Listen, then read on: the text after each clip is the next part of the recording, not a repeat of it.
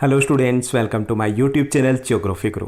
आज फिर से हम एक नई वर्कशीट लेकर के आए हैं। आज हम पढ़ने और समझने वाले हैं क्लास 9th हिंदी की वर्कशीट नंबर 43 यानी कि कार्यपत्रक संख्या 43 को। आज की ये हमारी वर्कशीट भी काफ़ी आसान रहने वाली है और बहुत मज़ेदार भी रहने वाली है। इस वर्कशीट में हम प्रेमचंद का फटा जूता इस पाठ को जारी रखेंगे और थोड़ा और जानने का प्रयास करेंगे कि प्रेमचंद के फटे जूते के पीछे क्या राज है। तो चलिए हम शुरुआत करते हैं। जैसा कि आप अपनी स्क्रीन के ऊपर देख पा रहे हैं, ये हमारी वर्कशीट नंबर 43 यानी कि कार्यपत्रक संख्या 43 है। हमारा विषय हिंदी है जिसमें हम प्रेमचंद के फटे जूते पाठ को पढ़ रहे हैं। आज की दिनांक 12 अक्टूबर 2020 है। चक्कर लगाने से जूता फटता नहीं, घिस जाता है। लेखक हमें बता रहे हैं कि चक्कर लगाने से जूता फटता नहीं बल्कि घिस जाता है। कुंभन दास का जूता भी फतेहपुर सीकरी आने जाने में ऐसे ही घिस गया था और उसे बड़ा पछतावा था। कुंभन दास भी एक कवि हुए, तो उनका जूता भी ऐसे ही फतेहपुर सीकरी आने जाने में घिस गया था और उन्हें बड़ा पछतावा हुआ था।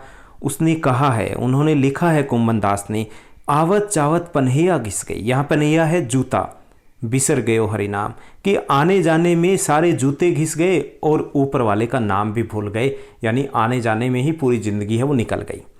और ऐसे बुलाकर देने वालों के लिए भी उन्होंने कहा है, जिनके देखे दुख उपजत है तिनको करबो परे सलामा। तो उन्होंने ये भी लिखा कि जिनको देखने से हमें दुख होता है उनको तो दूर से सलाम कर देनी चाहिए, कम से कम जूता तो नहीं घिसेगा। चलने पर जूता घिसता है, फटता नहीं है।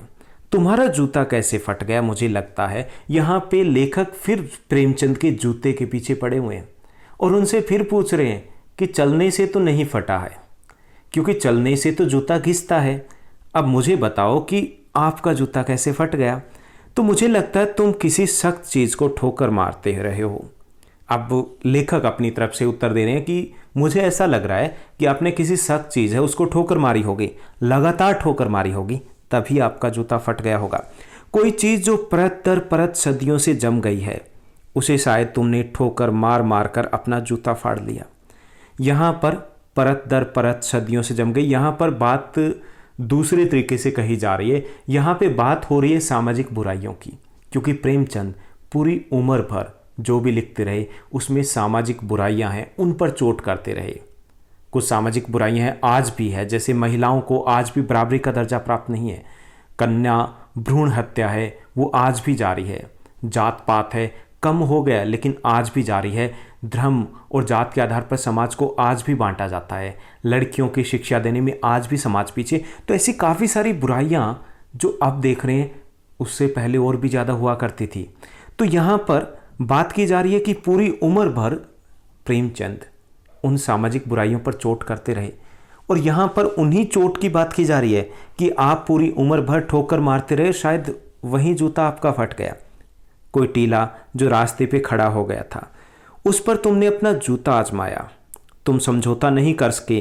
क्या तुम्हारी भी वही कमजोरी थी जो होरी को ले डूबी, वही नेम धर्म वाली कमजोरी? तो यहाँ पर लेखक कह रहा है कि आप क्योंकि अपने नियम के पक्के थे, अपने आदर्शों के पक्के थे, आप पीछे नहीं हटे। पूरी उम्र भर लगे रहे समाज की बुराइयों को सामने लाने में, समाज की बुराइयों को निपटाने में, समाज की बुराइयों को कम करने में, सबको एक बराबरी पर लाने में, और शायद इसी प्रयास में तुम्हारा जूता फट गया होगा। तुम्हारी जो कमजोरी थी वही थी जो होरी को ले डूबी, नेम धर्म वाली कमजोरी। यहाँ पे होरी क्या है? होरी प्रेमचंद जी के उपन्यास गोदान, एक उपन्यास है इनका, बड़ा अच्छा उपन्यास है, उसके एक पात्र है होरी। तो होरी है वो नेम धर्म को मानते। तो यहाँ पर लेखक उनसे तुलना करें तो कहीं होरी वाली कमजोरी तो नहीं थी कि आप नेम धर्म के पक्के थे कि जो कह दिया बस वो कह दिया, चाहे वो गलत हो या सही हो। लेकिन लेखक फिर खुद ही उत्तर देते हैं कि नेम धर्म की तो एक जंजीर थी, परंतु तुम जिस तरीके से इस फोटो में मुस्कुरा रहे हो उससे ये लगता है कि नेम धर्म वाला बंधन तो था नहीं, ये तो तुम्हारी मुक्ति थी। तुम अपनी मर्जी से कुछ ऐसा कर रहे थे, तुम मर्जी से किसी ठोस वस्तु के, किसी ऐसी वस्तु के जो परत दर परत जमी हुई थी उसको ठोकर मार रहे थे।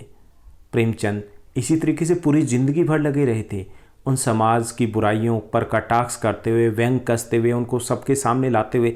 तो लेखक उन्हीं के बारे में बात कर रहे हैं कि प्रेमचंद है पूरी उम्र भर लगे रहे थे उन बुराइयों को हटाने में तुम्हारी यह पाँव की अंगुली मुझे संकेत करती सी लगती है।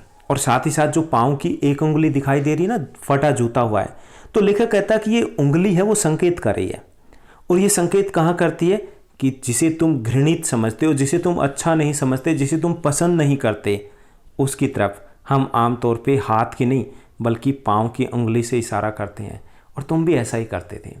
तो यहाँ पर जो आज का गद्यांश है, इसमें हमने समझा कि फटे जूते हैं, उसके पीछे क्या कहानी है वो हमें बता रहे हैं लेखक कि जूते हैं वो चलने से घिसते हैं, फटते नहीं हैं।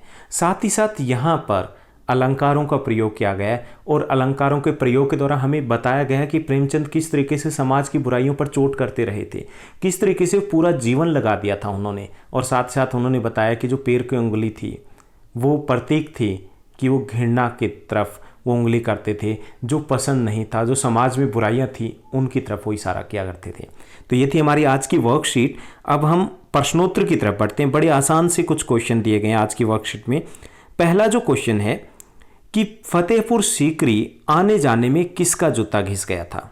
तो कुंभन दास है, उनका जूता फतेहपुर सीकरी आने जाने में घिस गया था।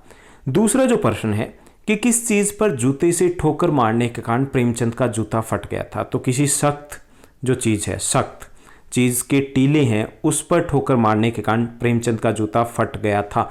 या लेकिन यहाँ पर अलंकार का प्रयोग किया गया है। सख्त चीज़ का मतलब है सामाजिक बुराइयों पर चोट की गई थी। ओके, तो यहाँ पर हम लिखेंगे यही कि किसी सख्त चीज़ पर, जो सख्त चीज़ के टीले उस पर ठोकर मारने के कारण प्रेमचंद का जूता फट गया था।